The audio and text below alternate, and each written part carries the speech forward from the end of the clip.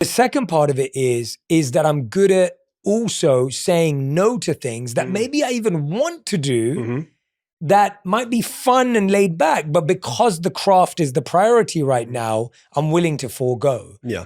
So when you hear that, someone would say, well, Jay, that sounds boring because you're just living your life in that way. And I'm like, well, no, this is meaningful to me. But I guess the biggest challenge people have is, Jay, I know that, I want to do that, but I don't know how to change my habits. I don't know how to build that. What would you say to that person? Yeah, one of the things that I say is I have this phrase where I say shrink the start of something. So there's a couple aspects of it. The first thing is if you want to do something, it's easier to make the start of it as short as you possibly can. So like, let's say that I don't want to go running in the morning, but I know that I do want to go running in the morning for the betterment of me. Well, then how can I make it knowing that humans resist change as much as possible?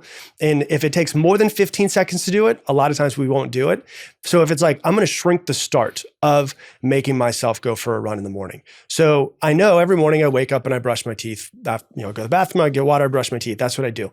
Then I'm going to take my running clothes and I'm going to put them right next to the sink. And if I really want to shrink the start, go to bed with them on. If you're waking up early and you want a cup of coffee, the thing that you want to do is make sure that you get a coffee maker that has an automatic timer on it so that by the time I'm done walking out of my room and into the kitchen, my coffee's already made. There's already water next to it. I just got to throw my shoes on. So it's like, how do I shrink the start? Because we're going to resist doing something. How do I shrink the start is the first part of it to make it easier for me to do. The other side of it as well, and I've known you now for 9 years. You work like this, you work, dude, but you are so passionate about what you do. And that's the other thing I think people need to realize is it's really hard to force yourself to do something that you don't want to do.